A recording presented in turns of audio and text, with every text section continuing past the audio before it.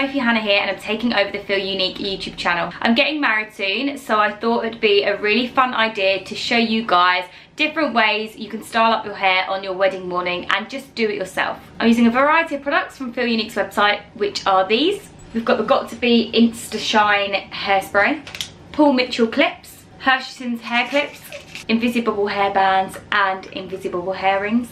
So let's go.